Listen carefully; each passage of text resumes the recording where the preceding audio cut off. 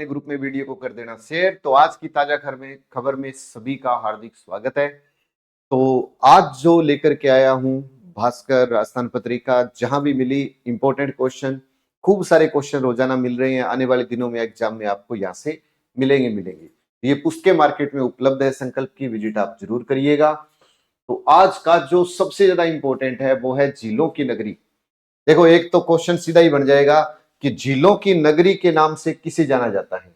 तो झीलों की नगरी है उदयपुर, झीलों की नगरी है उदयपुर, बिलों की नगरी है उदयपुर। इंपॉर्टेंट क्वेश्चन है। फिर उसके बाद में क्वेश्चन देखिए कि भारत का पहला वेटलैंड शहर बन सकता है उदयपुर। भारत का पहला बनेगा, अगर बन गया तो भारत का पहला बनेगा, इसका मतलब मोस्ट इंपॉर्टेंट क्वेश्चन। दूसरा कि वेटलैंड राजस्थान में है कितनी। अब बात आई तो ये तो चलो प्रस्तावित हुआ या नामित हुआ, जो भी है, अभी बनेगा उदयपुर। लेकिन पूछने वाला ये पूछेगा कि राजस्थान में वेटलैंड है कितने।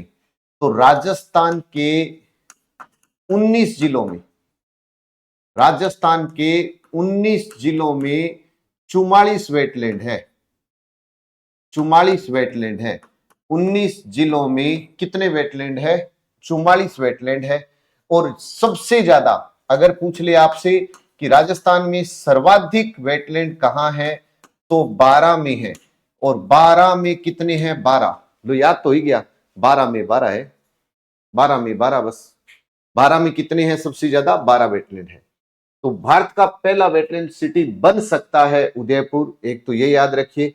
उदयपुर में पिछोला झील स्थित है, बिल्कुल ओके है, कोई दिक्कत नहीं है। अब उसके बाद एक और याद रखिए कि ये जो वेटलैंड है इसको क्या कहते हैं? किडनी ऑफ द वेटलैंड को kidney of the landscape,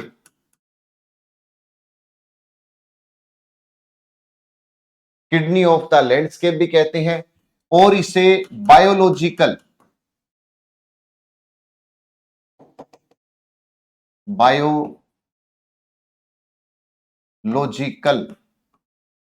supermarket भी कहते हैं, याद रह जाएगा। Kidney of the landscape, biological supermarket. कुल कितने राजस्थान में? 44, 19 जिलों के अंदर, 12 में सबसे ज्यादा 12। फिर उसके बाद में एक पर्सन और अपने अच्छा सा याद कर सकते हैं इसके अंदर कि अंतरराष्ट्रीय महत्व के लिए रामसर कन्वेंशन। अब एक क्वेश्चन और याद रखिए, जब वेटलैंड की बात आती है तो कल को रामसर साइट की भी बात आएगी। तो जब रामसर साइट की बात आई तो राजस्थान में रामसर साइट 2 है। कितनी है? 2 है। पहला रामसर साइट है केवलादेव। केवलादेव पहला रामसर साइट है, दर्जा मिला था 1981। आरएएस में क्वेश्चन पूछा था कि सांबर झील को रामसर साइट का दर्जा कब मिला था? 1990 में मिला था। तो वेटलैंड कितने हैं? 44, सबसे ज्यादा 12 में 12 है। 19 जिलों के अंदर 44 है। याद रखिए, वेटलैंड शहर के रूप में किसे नामित किया गया है? उदयपुर को नामित किया गया है। वेटलैंड को क्या कहते हैं? किडनी ऑफ द लैंडस्केप कहते हैं, बायोलॉजिकल सुपरमार्केट भी कहते हैं। राजस्थान में 2 रामसर साइट है, एक केवलादेव और एक सांबर झील है। वाइब्रेट गुजरात, इंपॉर्टेंट क्वेश्चन है, समझिएगा। वाइब्रेट गुजरात पर 20 रुपए का सिक्का जारी करेंगे मोदी। वाइब्रेट गुजरात कहां हुआ? गुजरात में ही हुआ। इसमें यूएई, चेक गणराज्य, मोजाम्बिक और तिमोर, टोटल कितने हो गए?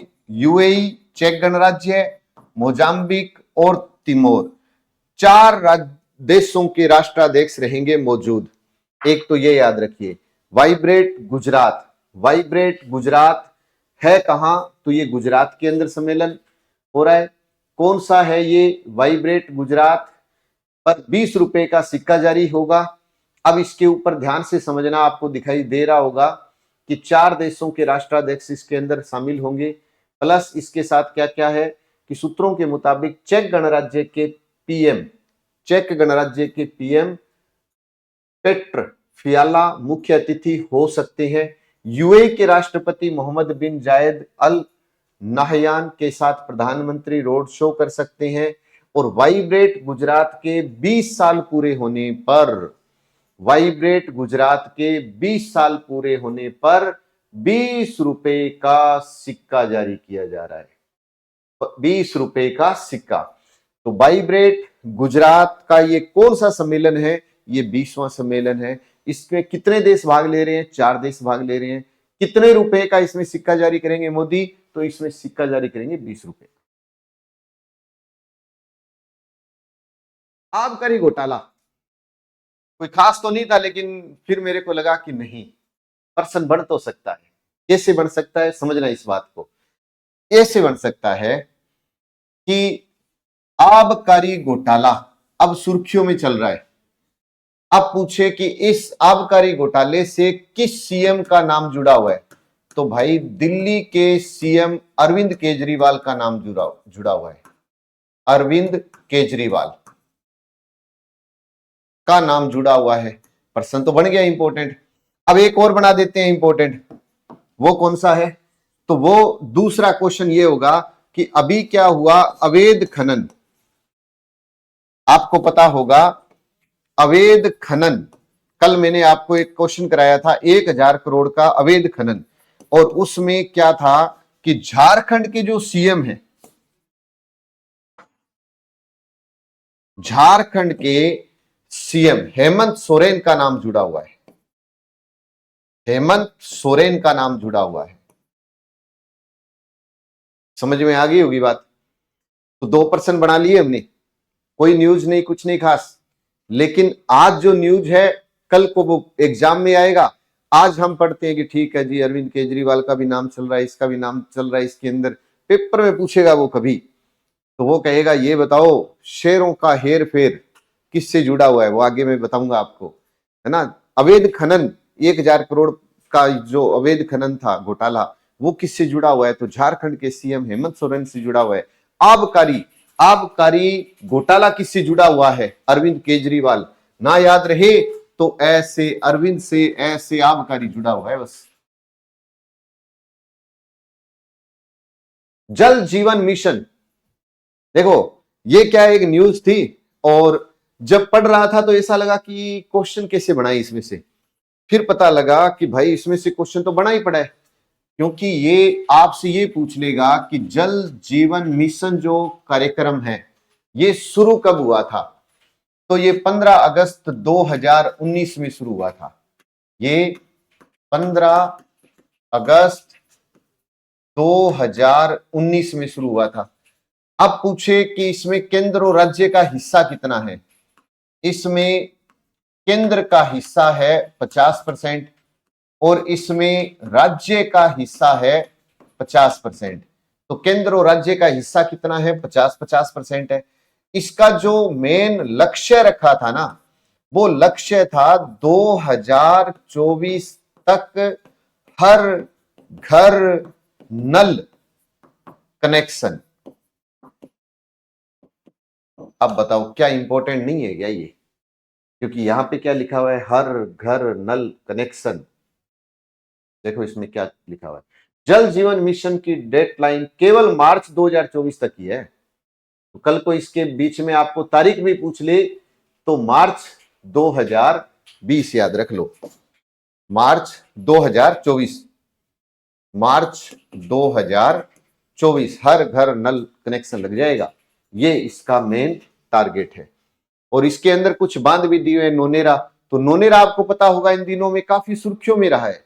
नोनेरा पूर्वी नहर परियोजना से जुड़ा हुआ है ना। कोटा के अंदर दिगो तहसील के अंदर है, काली सिंध नदी से संबंध रखता है। तो वो थोड़ा सा बस वैसे याद रख लेना इसके अंदर। एक अभी हाल ही में राजस्थान के अंदर डीजीपी आईजी कॉन्फ्रेंस हो रही है। तो 2024 का ये सम्मेलन राजस्थान में कहां पे हो रहा है? जयपुर के अंदर हो रहा है। अब देखिए 2014 में ये सम्मेलन गुवाहाटी में हुआ था, 15 में कच्छ के रन में हुआ था, 16 में हैदराबाद राष्ट्रीय पुलिस में हुआ था, 17, 18, 19। तो यहां आप देखिए कि 2023 में ये सम्मेलन राष्ट्रीय कृषि विज्ञान परिसर पूसा बिहार में हुआ है। तो जो आज प्रेस कॉन्फ्रेंस मोदी जी करेंगे वहां पर, है ना, जो भी बात करेंगे, तो ये सम्मेलन होते आ रहे हैं। तो 23 में कहा हुआ था इससे पहले, तो दो बातें इंपॉर्टेंट है। एक तो ये, क्योंकि देखो मोदी जी बतौर प्रधानमंत्री बीजेपी कार्यालय पर पहली बार आए हैं, है ना, इतने दिन रुकेंगे मतलब। तो एक तो ऐसे इंपॉर्टेंट हो गया, एक 24 का सम्मेलन हो गया। कल को हम 24 का रट्टा मार रहे हैं, पेपर में 23 का आ जाए, तो 23 वाला भी आप याद रखिए, ये भी थोड़ा सा याद रखना है अपने को। अब ये देखिए क्वेश्चन,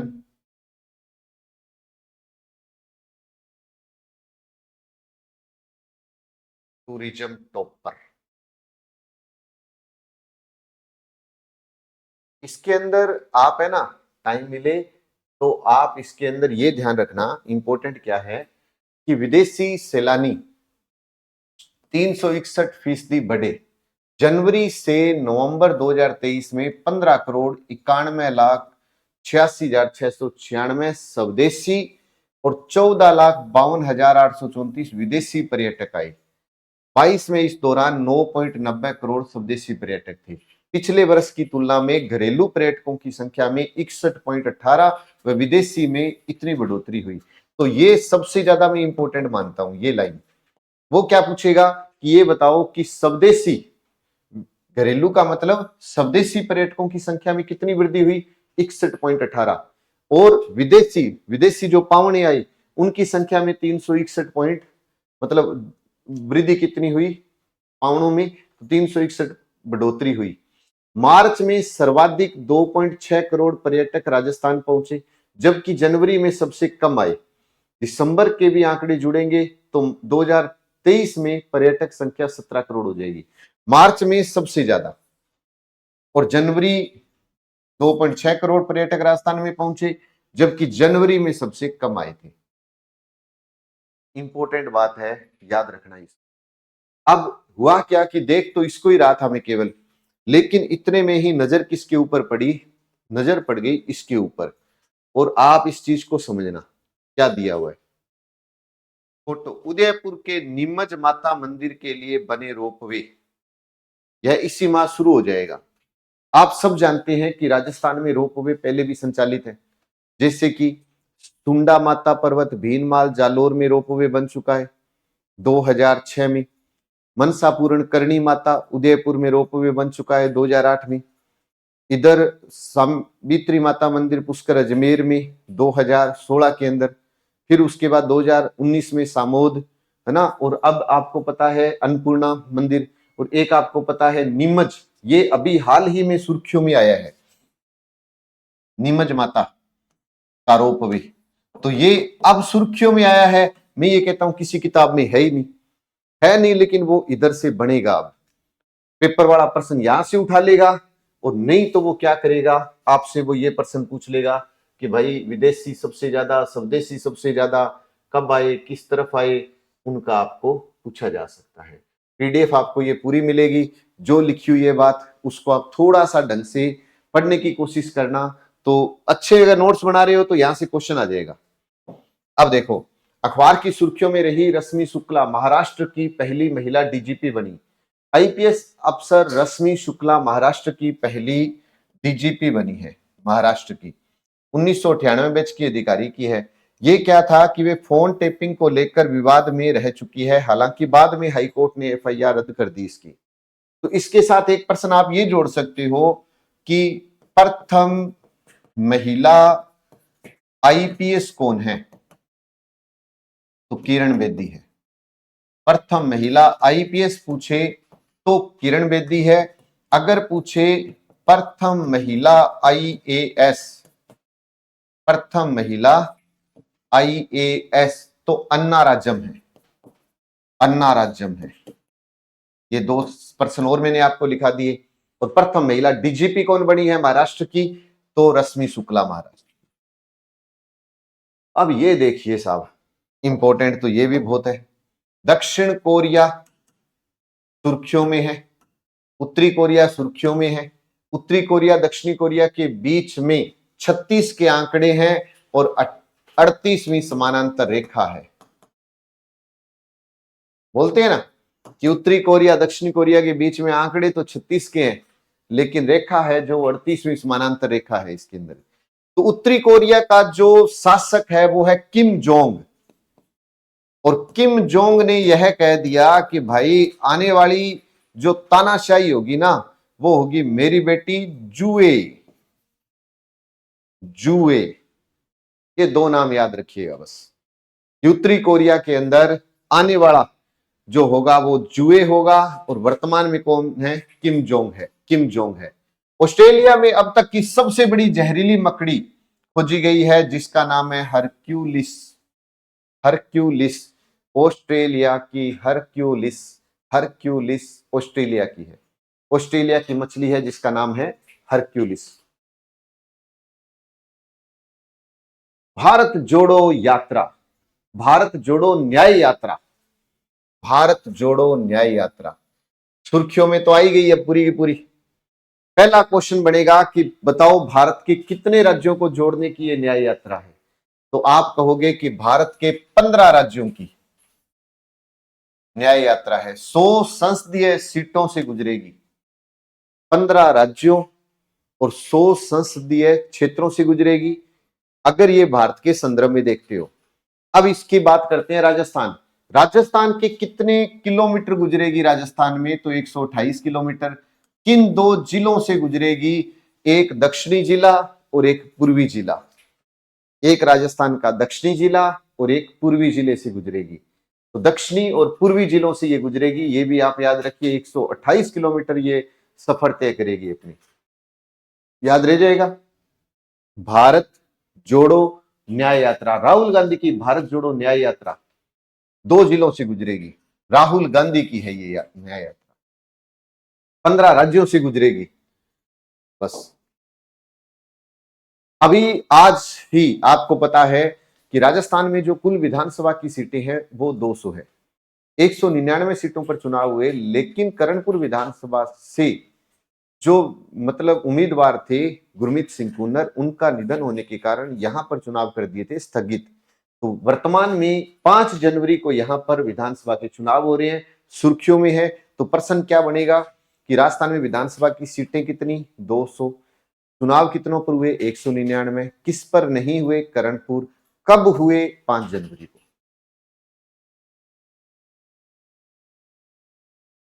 अब देखिए, परसों मैंने आपको बताया था हिडनबर्ग, है ना, अडानी हिडनबर्ग बताया था ना, अदानी हिडनबर्ग।